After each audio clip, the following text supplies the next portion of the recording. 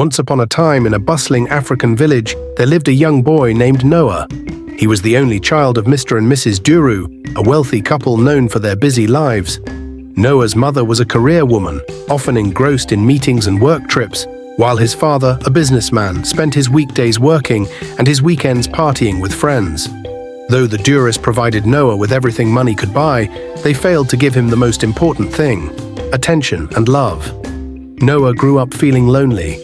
He watched other children laugh and play with their parents while he ate meals alone, slept alone, and even celebrated his birthdays alone with expensive but hollow gifts.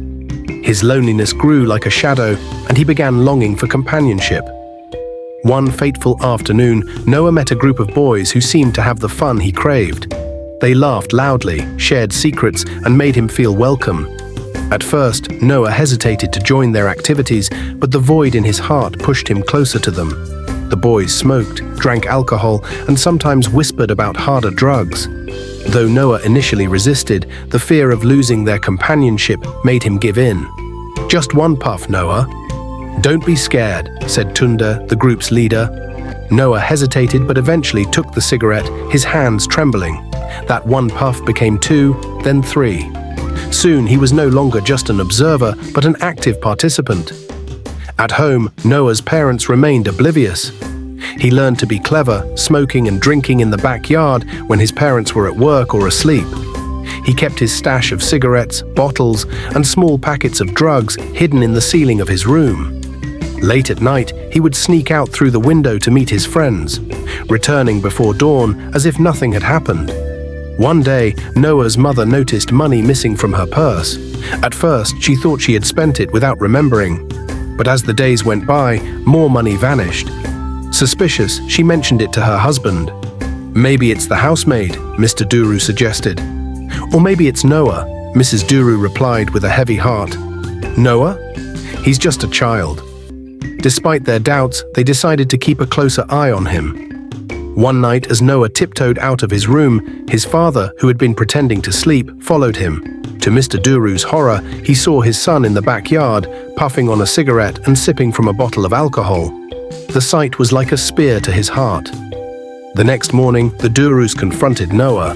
He denied everything at first, but when his father showed him the cigarette pack he had found in his hiding spot, Noah broke down. The confrontation was loud, drawing the attention of neighbors. The shame multiplied when news spread that Noah had been caught trying to force himself on a neighbor's daughter. The once respected Duru family became the talk of the village for all the wrong reasons. Noah's habits spiraled further.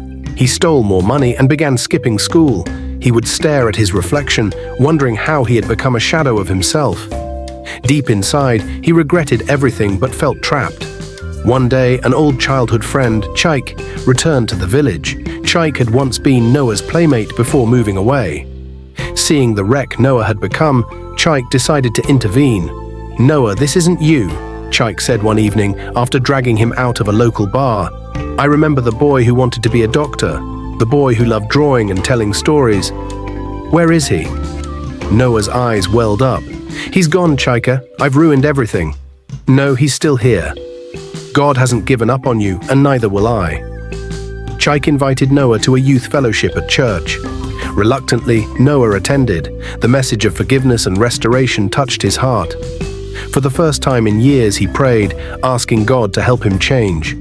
With Chaik's support, Noah began the hard journey of breaking free from his addictions. It wasn't easy. There were days he stumbled, but Chaik never let him give up. Meanwhile, the Duras also changed. Realizing their neglect had played a part in Noah's downfall, they adjusted their lives. Mrs. Duru took a less demanding job, and Mr. Duru cut down on his social life to spend more time with Noah. Together, they supported him through rehabilitation. Months later, Noah was a different person. He apologized to the neighbor's family, sought forgiveness from his parents, and even spoke at youth gatherings about the dangers of peer pressure and neglect. Noah's story became a lesson for parents in the village. Wealth and success mean little if children are left lonely and unguided. It also served as a warning to young people about the consequences of wrong choices and the power of true friendship and faith. In the end, Noah's fall and rise brought his family closer and reminded everyone that no matter how far one strays, there is always a way back. For more African folk tales and realistic stories with moral lessons, kindly like, subscribe, and turn on notifications. Thank you.